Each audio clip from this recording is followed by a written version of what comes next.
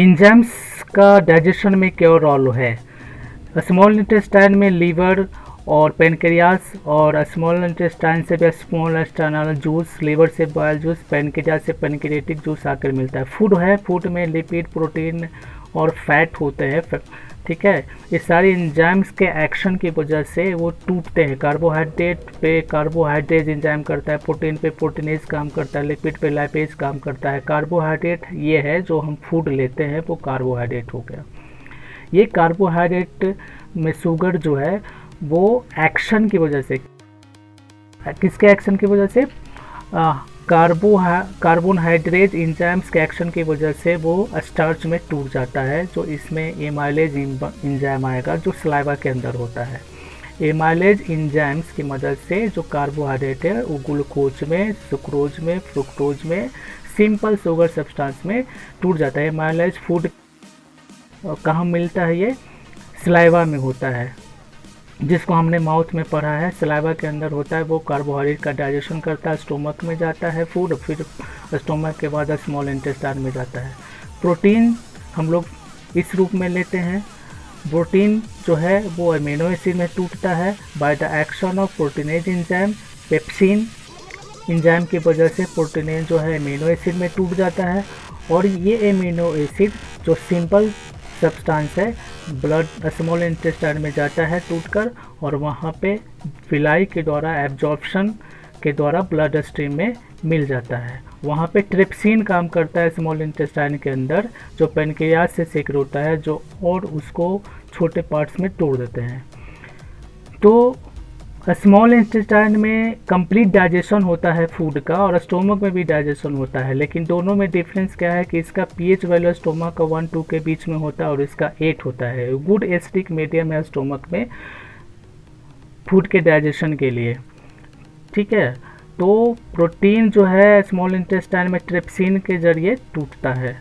Lipid lipase enzymes के जरिए glycerol और फैटी एसिड में टूट जाता है, और इस प्रोसेस को ही हम लोग बोलते हैं इमोल्सिफिकेशन। फैट ग्लोबुल, छोटे छोटे फैट पार्टिकल्स के रूप में टूट जाते हैं, ड्रॉपलेट्स के रूप में टूट जाते हैं।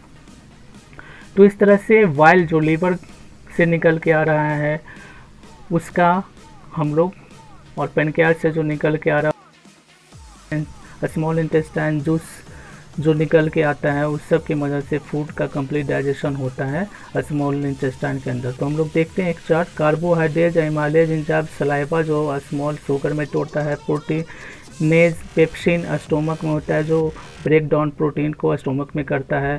प्रोटीनेज में ट्रिप्सिन जो होता है स्मॉल इंटेस्टाइन में, वो अमीनो एसिड में तोड़ता है। कार्बोहाइड्रेट एमाइलेज स्मॉल इंटेस्टाइन में होता है जो कार्बोहाइड्रेट को शुगर में तोड़ता है। लाइपेज जो है स्मॉल इंटेस्टाइन में निकलता है जो फैटी एसिड और ग्लिसरॉल के रूप में तोड़ता है।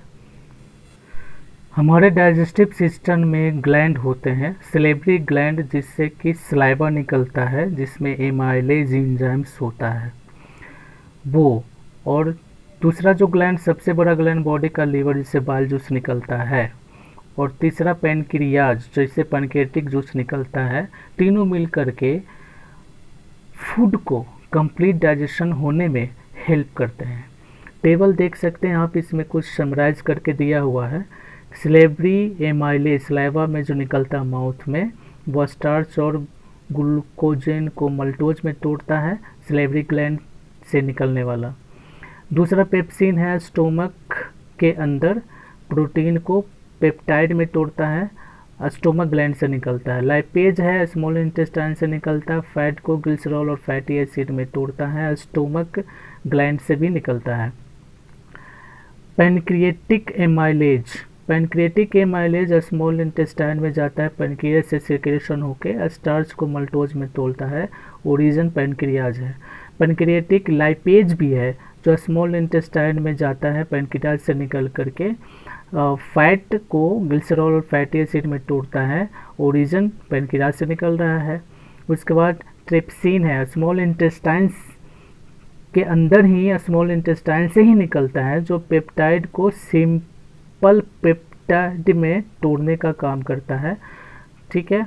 उसके बाद मल्टेज है जो स्मॉल इंटेस्टाइन से निकलता है, जो मल्टोज को टू ग्लूकोज मोलिकुल्स में तोड़ता है, gland in walls small intestine में।